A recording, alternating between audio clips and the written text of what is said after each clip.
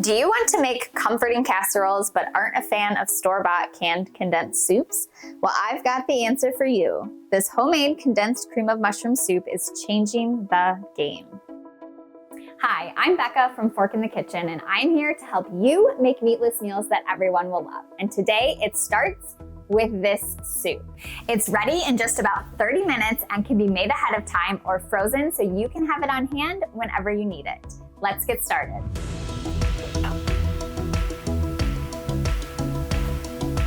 In our large skillet, our butter is melted, and just like any other soup, the condensed soup starts with a base of sauteed onion and a little garlic. So we're gonna let these soften up before we add the mushrooms.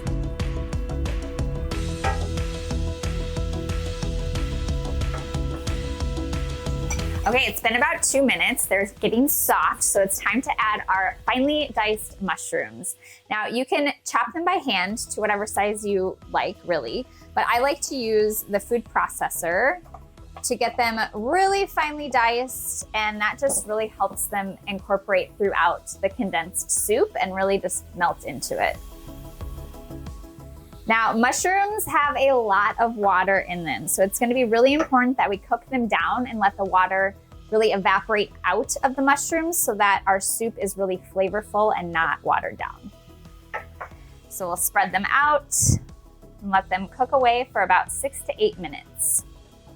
All right, it's looking good. A lot of the water has simmered out, so our next step is to add some seasonings. So we have a little bit of white pepper, which just adds a really unique depth of flavor, some dried thyme, and fine sea salt. We'll add that in, give it a quick stir, and then we will whisk in some all-purpose flour to create a roux. So this will just help the condensed soup thicken up. And once it's all combined, we'll go ahead and cook it for about a minute just so the flour cooks down, but be sure you keep whisking it so that it doesn't burn.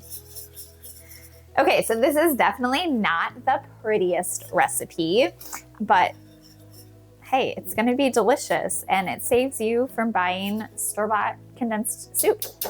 Okay, so now we're gonna whisk in some vegetable stock. I like to go slowly so that it gets incorporated as we are pouring it in. Okay, we've got that vegetable stock whisked in there. It's starting to look a little bit better.